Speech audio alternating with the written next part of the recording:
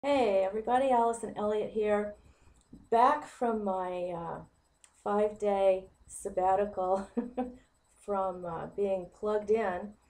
I spent 5 wonderful days just hanging out with friends, being on the beach, being unplugged, and I'm back and feeling good. I'm feeling pretty good, feeling rested and pretty happy. And I have something that has been kind of like coming up and kind of on the tip of my tongue, and something that I feel needs addressing. And so I'm not sure that it's going to be real popular, but I'm going to go for it and I'm just going to start talking about it anyway. So it really has to do with the energy of allowing. And you know what I'm talking about? I'm talking about allowing that energy that's like in the solar plexus, in your power center, that third chakra energy that either usually is way out to here and like you just allow everything, anything that goes is okay with you, or it's really right in here and it's really tight and you're very controlling. And what we have to do always is find a balance for that, like what is too much allowing and what is too little allowing. And I think the thing that really sparked this topic of conversation for me was that when I came back from being unplugged, I found that I had 200, almost 300 emails in my inbox. And these were not from friends. These were from marketers, marketing, information marketers, most of which I knew or I know of. I certainly don't know them personally, but I've looked at their information. It's good information, but I had never really seen how that whole thing worked exactly, because I'd always kind of gotten the information over an extended period of time. But when I had almost 300 in my inbox and I started looking at them, I started realizing some people were sending me emails, like three emails, in one day, regarding the same thing. And I started to feel pushed and I started to feel inundated, and it started to feel almost abusive because of the way, not so much in regard to the content of the email, but more in regard to where it was coming from, the energy behind it. There was like a real strong feeling of desperation, and there was a real intense application of power over. Okay, so where it was all coming from was the end justifying the means kind of context or modality. Now, um, as far as I'm concerned, that's a paradigm, that's over. That's something that, as long as we continue to blow that horn, there's just going to be more trouble. And when I look into, the area of network marketing, what I notice I've only been involved in network marketing for about a year, and what I notice from that is that it's definitely changed. It's not the same as it was a year ago, and in some respects, that's good, and in other respects, it's concerning because there's not as many people involved in it now as there was a year ago. A lot of people have left. Sure, there's always new, fresh blood and new faces and all of that.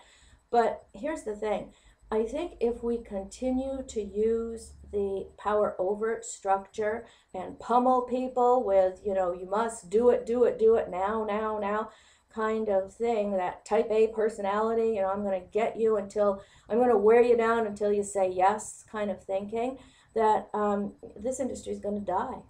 I mean, it just is, because it's abusive behavior, and who wants that? Who needs it? Who's interested in it? Nobody. Certainly not me. And, I think that there's a lot of other people that feel the same way. I think that it's kind of like there's kind of like this silent death that's occurring in this industry. And old structures definitely need to collapse so that new ones can take their place, that are built on a higher energy, a higher vibrating frequency. And I'm all for that. But there's something here that kind of like has the stench of something that's rotting, that's not good, and that's not being spoken about. It's like the bleeding horse's head in the corner that everybody's just talking over the top of. So I'm here to talk about that. And it really surrounds the issue of allowing. How much do you allow, and do you even know about allowing? For many years, I really didn't even know that I was an over allower. I just allowed things by virtue of not saying anything about it, you know? So when I got home and I got the 265 or almost 300 emails, and it was this kind of the repetitive conversation about, you know, laced with lots of power over energy and justifying the means context and all of that, I started to recognize that, you know, I have been overly allowing here. If I have felt a little fed up and fried from the whole thing, I've just hit the delete button, or I've put it into a file. My files are full now with over information that just keeps recycling. I notice, you know, it just keeps recycling, kind of like reaches a pitch and then it just goes back to the beginning and recycles. Now, here's the thing. It doesn't feel good, and it doesn't entice me to buy, and it actually it works. It has an opposite kind of way of working on me. So I'm probably just, you know, the spokesperson for the group here. I don't think I'm the only one that feels this way. I think there's a lot of people out there that are just like fed up and just too much info, just over infoed, you know. And I'm not saying it's not good info. It is good info sometimes, but where it's coming from isn't. And excuse me, when it comes from that place of let me just wear you down until you say yes because I know better than you do and I know that this is what you need, then I think what we have to do is we really have to stand up and we have to have a voice and we have to say no to what we don't want and say, no, this isn't working, get it. And don't just hit the delete button. What you have to do is unsubscribe, because people do look at statistics, and when they see enough statistics that say, I don't want this, and my voice has been made known here because I have unsubscribed to it, then they will start to do something different. But if you don't use your ability to respond, to stand up, and to have a voice, and to make your voice heard, and nothing different, nothing's ever going to change. It's not going to be different. And you know, you have to look at, like, why is this happening? You know, my own personal feeling is that we're in a world of desperation here. Everybody's desperate. Everybody is. It doesn't matter where you are. There's this malaise of desperation that kind of just washes over everybody, and so we buy into this idea that, well, I guess we better use this old modality because, you know, we'll make something, we'll do something then. And that's not the case. The truth is that you never get east by going west. You know, it just doesn't happen. You know, you have to do what you know is the right thing to do. You have to take action in the right direction. You know, that's what leaders are. Leaders are people that say, no, I'm not going to follow this. What maybe worked yesterday, maybe won't work today. And maybe the people that created those systems, bless their hearts, because they're good systems, they've been of a lot of value. They've produced a lot of good people and a lot of good results.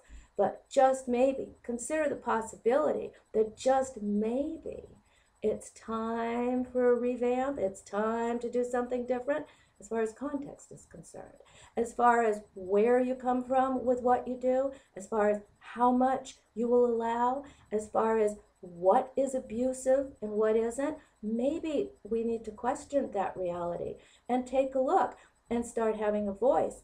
And maybe as a result of that, we'll then come into balance with our ability to allow. And as a result of that, we'll tap into something that's an even higher vibration in the way of context for doing what we're doing. I don't know, that's just me. Think about it.